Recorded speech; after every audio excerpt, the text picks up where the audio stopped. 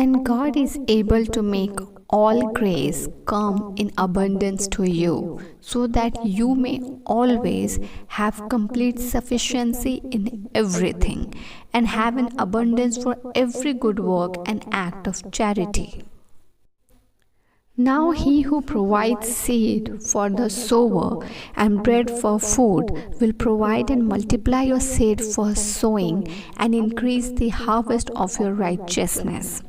You will be enriched in every way so that you may be generous, and this through us is producing thanksgiving to God.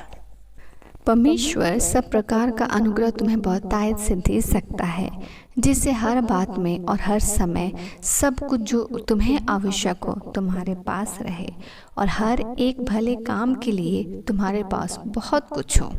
अतः जो बोने वाले को बीज और भोजन के लिए रोटी देता है, वह तुम्हें बीज देगा और उसे फलवंत करेगा और तुम्हारे धर्म के फलों को बढ़ाएगा। तुम हर बात में सब प्रकार की उदारता के लिए जो हमारे द्वारा परमेश्वर का धन्यवाद करवाती है, धन्यवाद किए जाओ।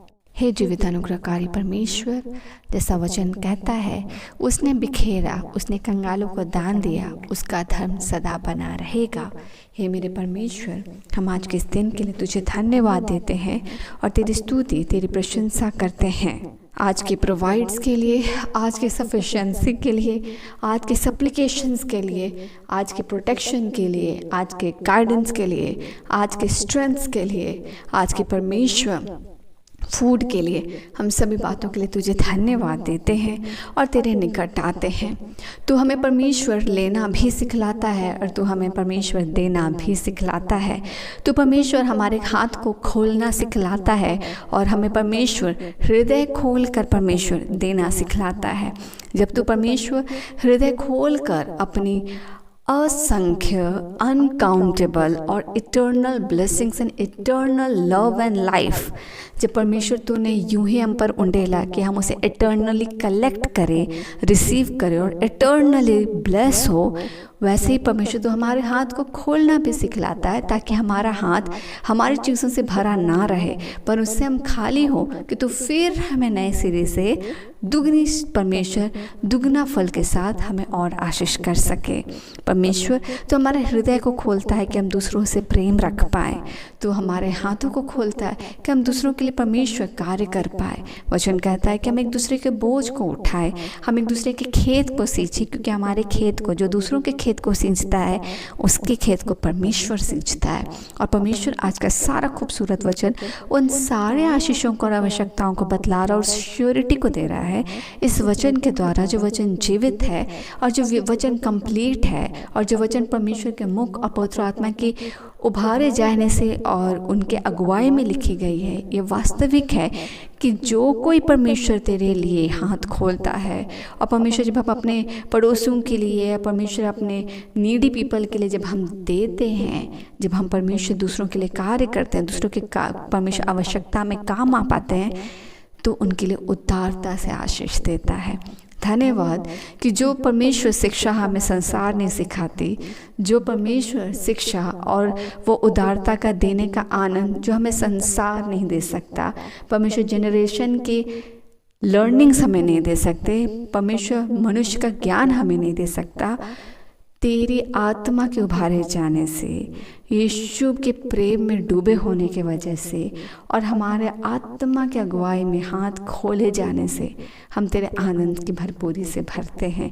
और तो हमें आनंद का स्वाद देता है जब हम दूसरों के लिए कार्य आते हैं।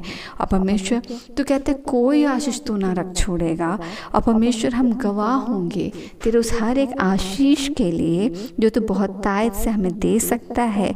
और हमें परमेश्वर सब कुछ जो हमें आवश्यक है और जो परमेश्वर हमारे पास रहेगा हर एक भले काम के लिए, वो तू हमें देगा। परमेश्वर वचन कहता है तुम हर बात में सब प्रकार की उदारता के लिए जो हमारे द्वारा परमेश्वर को धन्यवाद कराती है, धन्यवाद किए जाओ। क्योंकि परमेश्वर भोजन के लिए रोटी भी तू देगा, बीज भी तू देगा और बीज को फलवंत भी तू करेगा। हम सभी बातों के लिए धन्यवाद देते। हमारे आने वाले दिनों में जितने भी प्रोजेक्ट्स हैं, आने वाले दिनों में जितने काम हैं, आने वाले दिनों में जितने पेंडिंग वर्क्स हैं जो हमारे जीवन में होनी है, हम प्रार्थना करते हैं पिता कि हम कुड़कुड़ा के नहीं, परंतु जब परमेश्वर तेरी अगुवाई में हम तेरे, और आज हम धन्यवाद देते हैं कि तूने सही समय में एक खूबसूरत लर्निंग के साथ और एक खूबसूरत ज्ञान के साथ, जो परमेश्वर वचन जिस तरह कहता है तो हमारी आवश्यकता को जानता है। तू जानता है कि किस समय परमेश्वर हमारे आत्मिक जीवन के ग्रोथ के लिए कौन सी आज्ञा और वचन आवश्यक है। आज इन नीड परमेश्वर जब तू इस वचन के साथ हमें आशीषित करता है, धन्यवाद। हम प्रार्थना करते हैं हम अपने हृदय को खोलें और आवश्यक से परमेश्वर दिए जाने में उन सारे लोगों की आवश्यकता में हम ज़रूरत पूरा करें जिनके लिए आपने हमें सक्षम किया है, ताकि उनके जीवन में उनकी आवश्यकता आपके द्वारा पूरी हो और वो आशीषित ठहरे।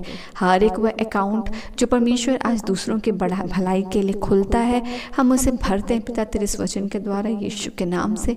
कभी कोई भली वस्तु की घटी ना हो।